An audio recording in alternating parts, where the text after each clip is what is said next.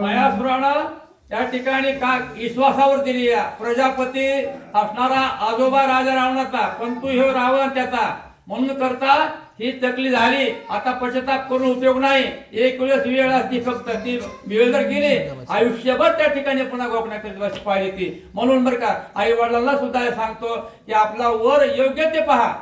हा त्याला रान कमी असू द्या, पण सदवृत्तीचा असावा, चांगल्या वृत्तीचा असावा, स्वर करणारा नसावा. बोला जे शक्तीनं अत्यंत दारुण तेने सुरासुर कंपायमान, जे शक्तीने भेदिले लक्षण, जे दुर्नादिरी आणि हनुमंते.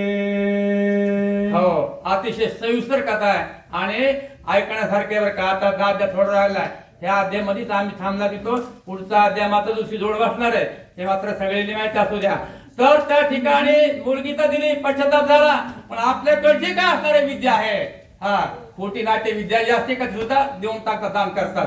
मयासुरानं त्या ठिकाणी शक्ती, निर्वाणाची शक्ती शत्रूवर सोडण्याकरता आता आपल्या पाठीमाग लक्ष्मण शत्रूचा कार्यक्रम झाला ना, आणि ती शक्ती मयासुरानं दान केली होती, आपल्या गावात आंदन दिली होती. बघा या प्रकारे श्री रघुपती स्त्रिया सहित लंकापती राजे करिता पुढती शिती, सावधान श्रुती अवधारी नाथरायणने सुद्धा या ठिकाणी आपल्याला सांगितलेलं आहे की बाबा हे ग्रंथ ऐकत असताना सावधान चित्त असावा, मन एकाग्र असावा, कुणकडे लक्ष नसावा, तर त्या ठिकाणी त्याची फलश्रुती काहीतरी पण या ठिकाणी परमेश्वर टाकतो. नाहीतर इकडे गेलं का तिकडे गेलं, इकडून गेले तिकडून गेले, असं होतंय. तर या ठिकाणी राजा रावण राज्य करीत असताना आणि जे जे काय त्या ठिकाणी असणार आणि कर्मकांडामध्ये आता येणार आहे पुढं, आपला नाथ बाबा आपला प्रस्तावित करत आहेत पुढं. कोणे एके दिवस श्रीलंकापती झाला वना प्रतिय, भ्रमत्र लगित चिती तो दोघी कन्या देखिल्या. आता त्या ठिकाणी राज्य करीत असताना काहीतरी दुर्बुद्धी या ठिकाणी विनाश का विपरीत बुद्धी ज्यावेळेस येते का त्यावेळेस माणसाला काही वाटवतोय. तर त्या ठिकाणी वन क्रीडा करण्याकरता गेला आणि गेल्या असताना काही वनामध्ये नंतर आणि त्या ठिकाणी दोन कन्या स्वरूपात त्याला दिसू लागल्या. काय होत आहे पुढे बरं, त्या कन्याचे आख्यान सांगत श्रीराम जाण, एक वैरचेन कन्याचे कन्यरत्न वज्रस्थान नाम जयाचे. प्रभू रामचंद्राला अगस्त्य मुनी सांगतात की अशा प्रकारचं रावण या ठिकाणी असणाऱ्या वनामध्ये जाऊन आणि त्या ठिकाणी असणारे काय कृत्य करतो आणि त्याचे कृत्य काय आहेत. आता आपल्या याच्या पाठीमाग 10 अध्याय पर्यंत उत्तरकांडामध्ये झालेत आणि 10 अध्याय मध्ये ह्या रावणाच्या या ठिकाणी कृत्ययोगामध्ये काय केलं रावणानं ह्याच्याबद्दल पूर्ण माहिती पाठीमागच गेलेली आहे. एक भार्य कुंभकर्णासी रावण करिता झाला समकाळ्यासिया, दुसरी गंधर्व कन्या श्रमासी ते विषयनासी नेमिलिया.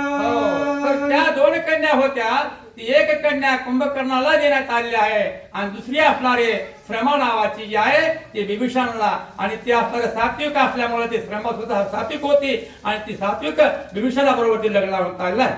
ते गंधर्व राज कन्यासी शर्मा झाली, शर्मा नाम झाले कासनसिया, सांगावे मुनी मजपाशी विस्तारेचे कथेसी द्या.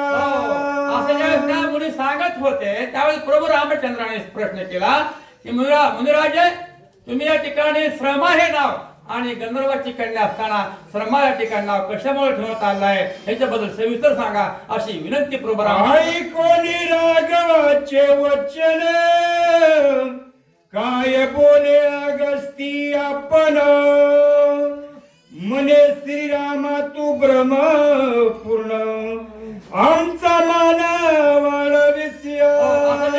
प्रश्न केला त्यावेळेस अगस्त्य मुनी म्हणतात, प्रभू तुम्ही या ठिकाणी ब्रह्मांडाचे नायक आहेत, तुम्ही सगळं तुम्हाला या ठिकाणी पाठीमागं काय आहे पुढं काय आहे कळतंय सगळं, पण आमचा मान वाढवतात सांगतो बरं ऐका.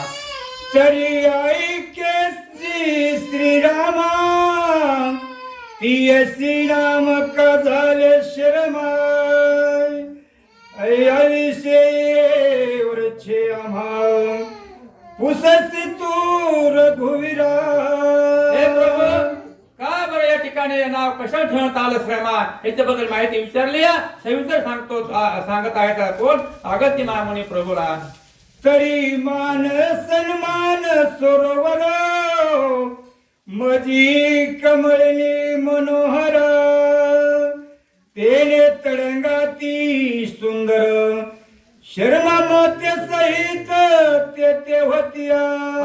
तर त्या ठिकाणी काय झालंय, मानस सरोवराच्या ठिकाणी असणार अतिशय रमणीय वातावरण आहे आणि त्या पाण्यामध्ये असणारे कमळाचे असणारे आणि त्या कडीने का होत नाही आपण त्या ठिकाणी फुलं होते अतिशय सुंदर प्रकारचे. आणि त्यावेळेस आपल्या आई बरोबर आणि ती श्रमा नावाची आणि मुलगी गेलेली होती. ते प्रजेने वर्षला तेने सरोवराशी पुराला शर्मा बिहून शब्द केला मातेचा बुडाले. तर त्या ठिकाणी असणार या सरोवरात असताना सरोवरच्या तीरावर असताना अतिशय मोठी मेघवृष्टी झाली आणि पूर आला म्हणून करता आणि काय केलं, श्रमा नावा म्हणून श्री करता हाक मारलेली होती कुणी तिच्या आईनं आणि त्याच्यामुळे ते नाव तिला श्रमा ठेवलं. आई कोणी कन्याचे वचन माता झाली उद्विग्न सरोवरा प्रती दिनवदन बोलती झाली ते काळिया. असं त्या ठिकाणी असणार आणि मातेचं वचन ऐकलेलं आहे, हाक मारलेले आहे आणि दिनवदन अशा प्रकारची ती मुलगी सुद्धा आणि झालेली आहे.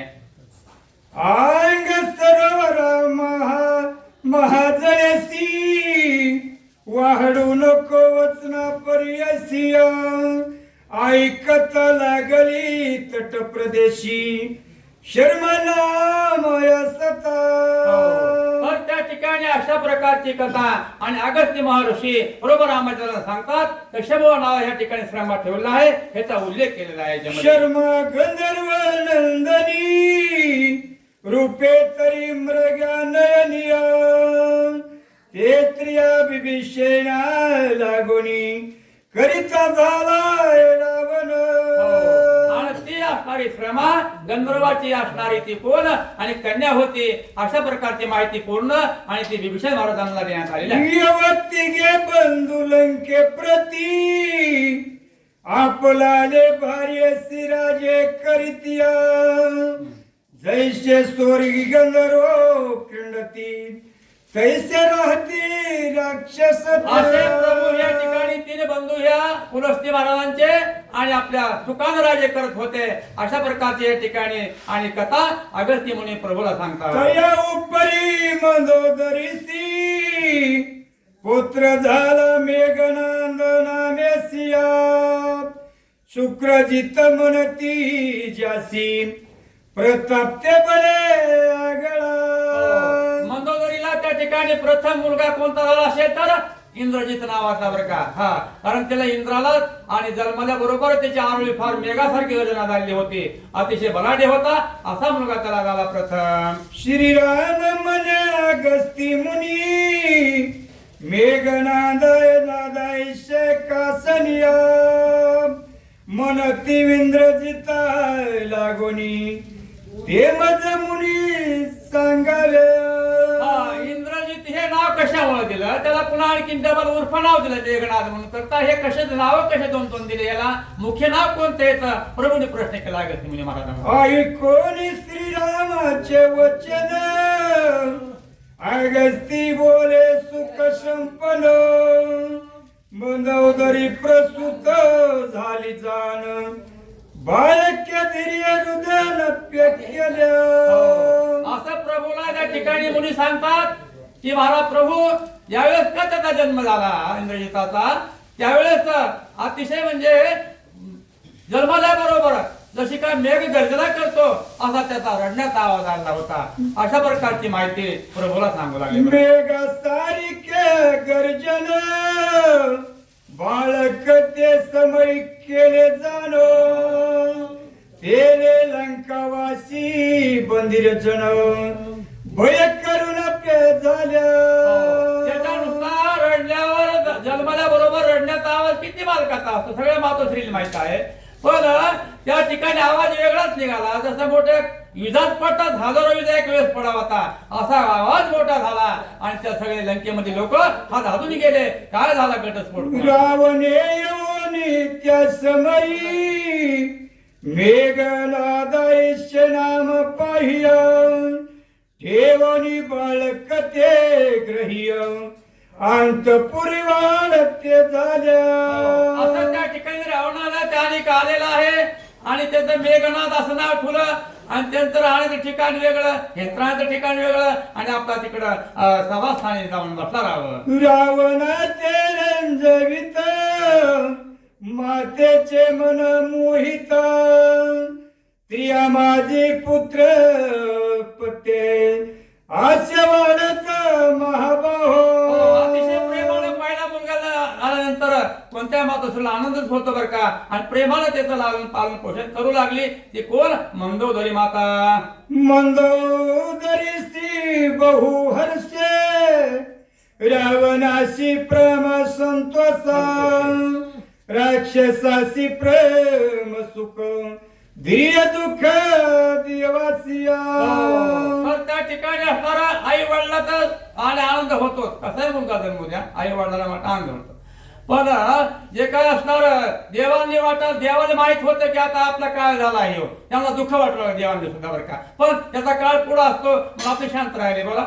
एक पुत्र गुणवंत सगुण निर्गुण संताचे क्रिया पुयोजन एक शशी जगाचा प्रकार पूर्ण नवलक्षण तारंगी काय काज. तर त्या ठिकाणी मुलं जन्मतात मग एक सगळे सारखे जन्मत नाहीत. काही अवगुणी जन्मतात काही दुर्गुणी जन्मतात आणि देवगुणी काय जन्मतात काय नाही बरं का. तिथं देवगुणी असणारा आणि त्यांच्या कुळामध्ये एक जन्मलाच आहे सगळ्यांना माहिती आहे. प्रसिद्ध विभीषण महाराज आहे तिथं. जैस का पुरील हुताशन प्रजाळी दे दिप्यमान कैसा तो राक्षस नंदन अंतपुरी वाढत झाला.